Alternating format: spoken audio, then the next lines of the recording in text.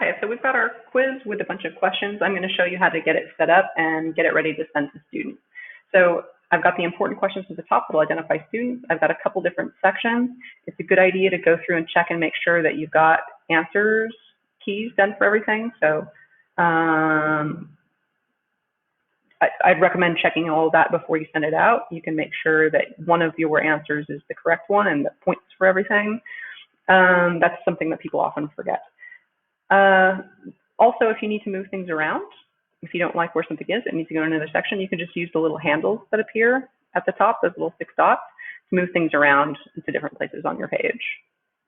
It's also possible to import questions from other quizzes that you've made before. That's a little bit advanced if you already have a bunch of other quizzes, but that's something that might save you some time, and it's a new feature. So let's get it ready to send. First, let's make it pretty. I'm going to choose, how about that? So my quizzes might look a little bit different from each other. I can choose what theme color I want to go with it.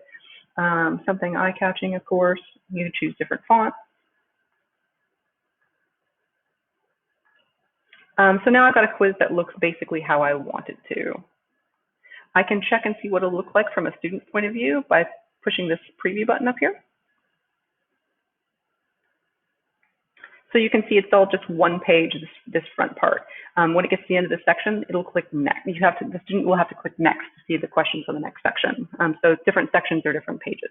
That looks pretty much how I want it to look. Great. I guess I'm ready. There's 2 ways to share quizzes. One is to share quizzes with other teachers so they can collaborate with you on it. And the other one is to send it to students so they can actually take it and get marks. Those are 2 different things, and you need 2 different links for them. If you want to share it with teachers so they can collaborate with you, go up to the 3 dots and choose Add Collaborators. Here is where you can just add anyone here. You can invite them on to be an editor or just to view. It's also another possibility.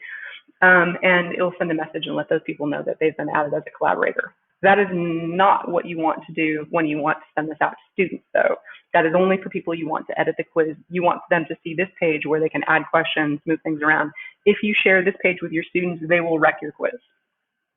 So how you send it to students, you want the send button instead. Click the send button, and there's a few different options. One is sending it by email. If you have a mailing list for your students, you can just put in their email addresses here. This is insert. If you know how to do that in HTML, it's possible to do in Moodle or something. And probably easiest is to send a link. If long links scare you, you can click shorten URL and then copy. This link is exclusively for sending this survey or this quiz to students who will take it as students. This is not for collaborating with teachers. So I've got that link now, and I can send it however I would normally send these things to my students. I can send it on WhatsApp, I can embed it in a website, I can put it on Moodle, I can send it in an email. It's just a question of pasting that link. So again, if you want to collaborate with teachers, you need to use the Add Collaborators button. That will give you a different link. If you want to send it to students, use the Send button and get the link here, and that's a different link. Now you're ready to send the quiz off to someone, and the next part we'll be talking about how to look at the responses and how to organize that.